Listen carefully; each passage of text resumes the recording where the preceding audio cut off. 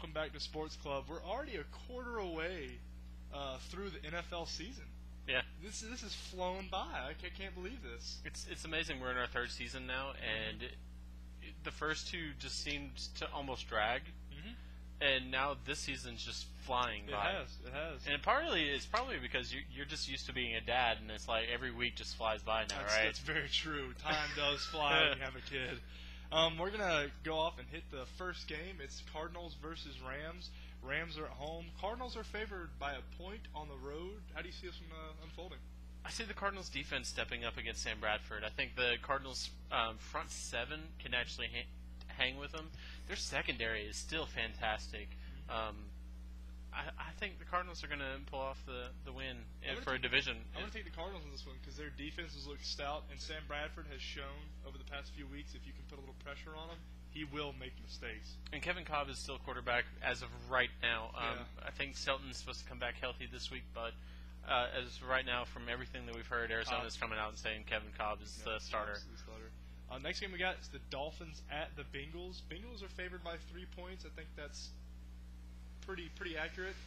Dolphins, I tell you what, if Reggie Bush is healthy, they could pose some trouble for the Bengals. Reggie Bush is actually listed on their injury report right now with a hip, something wrong with his hip. They haven't really come out and said exactly what it is. It's probably like a hip pointer is what the term is. He's not 100%. I still think that he could be a factor in the game. However, I think the Bengals are going to pull it out at home. Is Brian Hartline going to have another 200-plus receiving yard game? You know what? Bengals secondary isn't great, but it's not awful either. I don't think he's going to get 200. He may get close to the century mark because he's quickly becoming one of Tannehill's favorite targets. I'm going to have to go with the Bengals in this one. Andy Dalton has quietly just had a really stellar year like he did last year, and once again is overshadowed by a lot of other different quarterbacks. Next game we got is Packers at Colts. Packs are favored by 7 points, rightly so. And the past few times I've looked up the Packers playing indoors on turf, their offense is not that explosive, and that kind of made me ponder because most of the run and gun big offensive power teams usually thrive in domes on turf, that faster pace, but the Packers do not for some reason. Yeah, it helps when you've got an arm like Aaron Rodgers and there's no wind to speak of. Yeah. So that really helps. Andrew Luck is also probably licking his chops because the Green Bay secondary is still pretty bad from last year. They've improved. They can get to the quarterback, but when the quarterback releases the ball, they don't do a real great job of defending the pass. The secondary is improved from last year, but not by much. Right. I still take the Pack. I do as well. I don't take them by 7, but I take them by 3. But I do take the Packers on the road. Next one is I don't know why, but I see this as an intriguing matchup. Ravens at the Chiefs. Ravens are favored by 6, and I see the Chiefs as one of those teams that can come out and surprise you any Sunday. They have so much offensive talent. Now, granted, Baltimore does have a terrific defense, but I see this one as a very close battle. I think Baltimore's defense is going to step up against Jamal Charles. I think that's probably going to be their primary focus, is to stop Jamal Charles. Both of us are having we'll get through problems it together, speaking. We'll get through it together. However, I also think that Ray Rice is going to have a hard time running. If you look at what happened week 1, the Falcons and Chiefs, they couldn't run worth anything against their defense. So I really think that it's going to be split as far as the run. I do think the passing is probably going to be the key to this game, and I think the Ravens have the advantage in that. Flacco has to step up. He's already have 2 back-to-back weeks, I believe, with very, very good numbers. This is his next step to becoming a quarterback. Next game we got is Browns at the Giants. Next. Yeah, pretty much. Giants. You think how many interceptions do you think Whedon's going to throw on this one? Not many. I probably let's just say 2 to be on the safe side. Conservative? I got you. Giants secondary isn't outstanding, but anybody's can be great against Whedon. Is Nick's going to be all right? Nix is still injured, from what I understand, so it's going to be really interesting to see how that plays out to be a game-time decision. Next, we got Eagles at Steelers. This is another very intriguing matchup. Eagles coming off I wouldn't say a big win, but a nice win against a very hot Giants team. And then you have the Steelers at home, which that's always a hard place to go play play the Steelers at home. The good thing for the Steelers is Steelers were actually off last week. Pittsburgh and Indianapolis were off last week, so Pittsburgh had an entire week to scout the Eagles. They were probably licking their chops, looking at Mike Vick just chunking the ball around. Even though he didn't throw an interception last week, it's coming. It's still probably coming. Palomalo, if he's not injured, is probably just going to enjoy it. They're only favored by 3, but I think Steelers are probably going to win 10 or more. Speaking of teams that were off last week, Indianapolis, we have to report this sadly, but Chuck Pagano, the head coach for the Indianapolis Colts, has been diagnosed with a mild form of leukemia. It's treatable. He's out at least 6 weeks from what they're understanding. But back to the games. I'm going to have to go with the Steelers on this one. They're getting Rashard Mendenhall back. Like I said, the Eagles are like the Chiefs. They have so much talent on the offensive side. They have a lot more talent than the Chiefs do. But they're one of those teams that come out, like I said, any given Sunday and beat just about any team in the NFL. Here's the problem with the Steelers right now is they have 0 rushing game. Their leading rusher right now is Isaac Redman, and he's got 72 yards on the season. Rashard Mendenhall coming back this week, supposedly 100% healthy. That'll help out a lot. Next game we got is the Falcons at RG3 or at Washington. Pardon me. It's the whole team. They're turning into the Broncos of last year. This is very true. Taking off the fan hat for a second. You do that better than I do. I think RG3 could actually do some good because the Falcons haven't faced a mobile quarterback yet this season. I think that. Manning. Yeah, again, Falcons have not faced a mobile quarterback, especially not one with RG3's arm. Agreed. If he can actually get out of the pocket, away from Abraham and away from, God, I just forgot his name. Yes, thank you. If they can get away from them and just extend the pocket a little bit and extend the play, I think that some of his receivers may be able to get open. However, I do still think the Falcons will probably be 5-0 after this week. I agree with that assessment 100%. Although the Falcons' defense has looked pretty good with their switch of formations and their hiding blitzes and their hiding coverages before. I think that's going to play a big part, and the rookie RG3 might not have seen some of the coverages that he's going to see this week with the Falcons with them switching stuff up. I think that's going to have a big effect on how RG3 performs. I agree, because I think Mike Nolan actually did that great against Peyton Manning. Peyton Manning, there was a lot of times during the Atlanta-Denver game that it looked like it was just going to be a bum rush, just a straight blitz, and then only 3 ended up rushing, and 8 dropped back in coverage. And then you have sometimes where you have 1 down lineman and 6 or 7 guys rush. He does a terrific job of hiding coverages.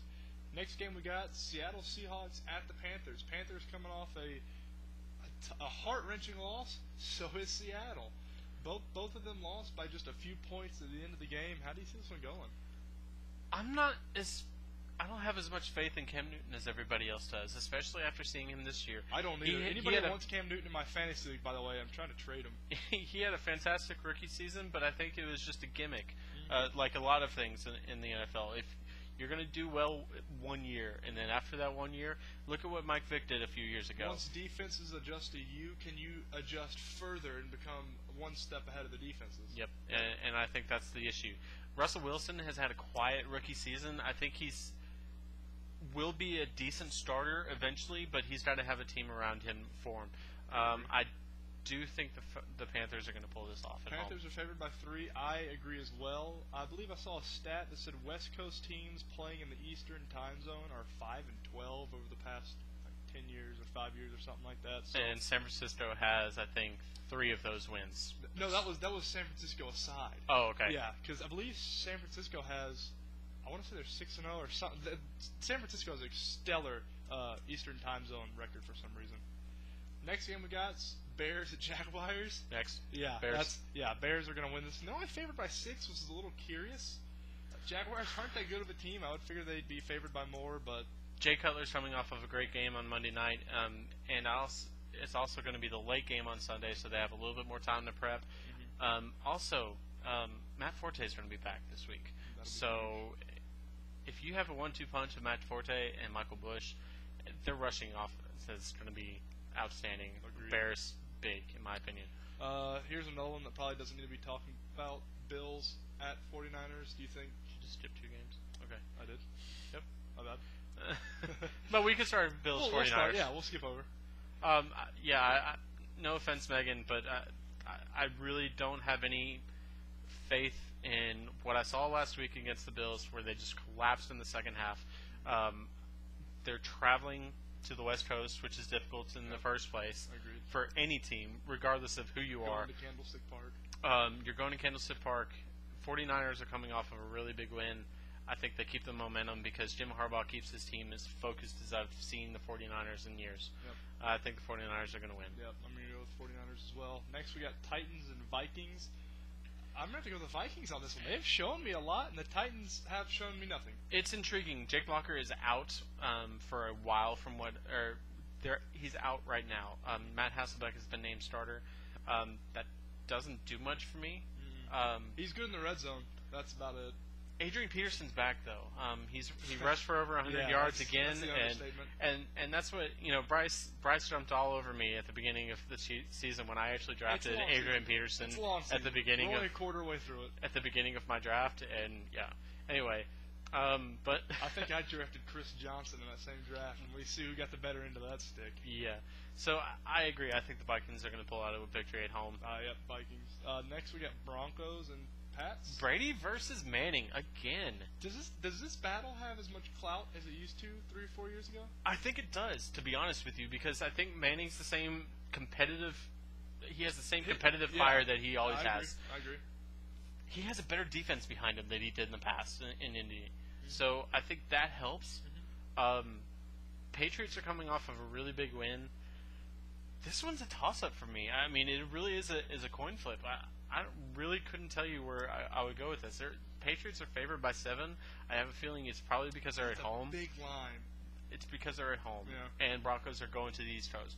But I'm going to take the Patriots, but I don't think it's going to be big. I'm going to take the Pats by about 3.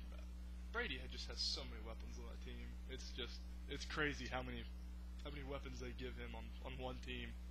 Next, the late game on Sunday is Chargers at Saints. This is kind of a battle of Chargers 3-1. I kind of see them as a pretender team. The Saints are 0-4, and I kind of see them as a pretender, not good team. Like I just don't think the Saints are the Saints really this bad. Saints have been in almost every game they've been in. Yeah. Okay. Yeah. They fought to the wire on literally. It seems like every game they've been close. Chargers, on the other hand, they have a loss, and that was to the Falcons a couple weeks ago. Who are still undefeated. And that's, I mean, if you're looking at your season, and you're 4 weeks in, and you've got 1 loss, and that's to an undefeated club. You gotta feel good about yourself. You have to feel good about yourself. Phillip Rivers is having another fantastic year. This is the first time in 5 or 6 seasons since Norv Turner has taken over that they've started out this well, 3-1. Yeah. So I think the Chargers are going to win this game. I do. I think they're going to go into the not the Metrodome, into the Superdome, and actually take it from the Saints. The Thunderdome. I'm going to have to go. I have Phillip Rivers starting in my fantasy league, but I have to go with the Saints. I have to believe they get their first win here. They're at home. The late game on Sunday. Got to go with them. Okay. Next game we got Texans at Jets. That's the Monday night game. What? Well, we went through this last year. There was about a series of probably 5 weeks that the Monday night game just sucked, and the Sunday night game was great. Yep. So this may be one of many. But I think Houston, when you first look at it in the Monday night game, when they were filling out the Monday night schedule, they're like, Houston's going to be good, the Jets are going to be good, this will be a great matchup. Before the season, this looked on paper like a terrific matchup. Now the season's a quarter of the way through, you're looking at it going, okay, we missed on this one. Yeah. Houston is going to New York, but I think Houston's going to win by at least 10. I agree. Jets are in a shambles now. Houston's favored by 9 points. I don't see how Houston can't take this. And if you haven't watched the review from last week, Santonio Holmes is out for the rest of the season, so that takes away a big target for Mark Sanchez and potentially Tim Tebow. Yep. We'll see for that too. We'll see. Well, that's the last game for Week 5. Yeah, it's flying by. Just blowing by. For Billy and Daniel, who's in our injured reserve, I'm Bryce. Thanks for watching Sports Club.